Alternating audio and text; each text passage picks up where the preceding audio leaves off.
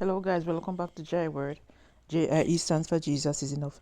Today's Bible story is about the Exodus.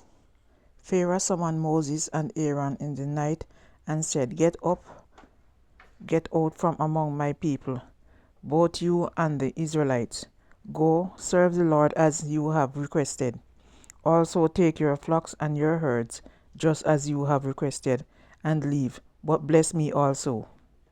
The Egyptians were urging the people on in order to send them quickly out of the land, for they were saying, We are all dead. So the people took their dough before the yeast was added, with their kneading troughs bound up in their clothing on their shoulders.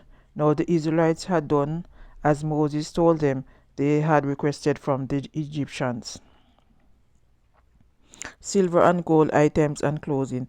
The Lord gave the people favor in the sight of the Egyptians, and they gave whatever they wanted, and so they plundered Egypt.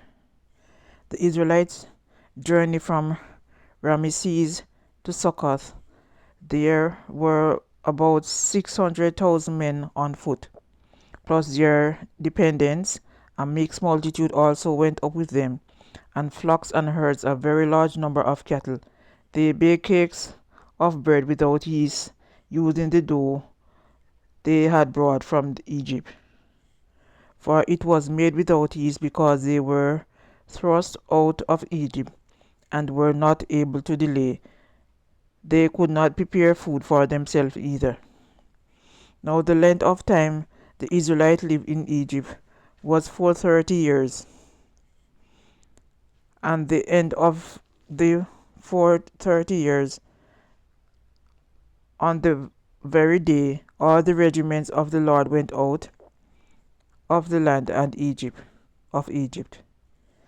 It was a night of vigil for the Lord to bring them out from the land of Egypt, and also this night all Israel is to keep the vigil to the Lord for generations to come. The Lord said to Moses and Aaron, "This is the ordinance of the Passover. No foreigner may share in eating it, but every servant who is bought for money, after you have circumcised him, may eat it. A foreigner and a hired worker must not eat it. It must be eaten in one house. You must not bring any of the meat outside the house, and you must not break a bone of it. The whole community of Israel must observe it. When a resident foreigner lives with you and wants to observe the Passover to the Lord, all his male must be circumcised, and then he may approach and observe it. And he will be like one who is born in the land, but no uncircumcised person may eat of it. The same law will apply to the person who is native born and to the resident foreigner who lives among you." So all the Israelites did exactly as the Lord commanded Moses and Aaron. And on this very day the Lord brought the Israelites out of the land of Egypt by their regiments.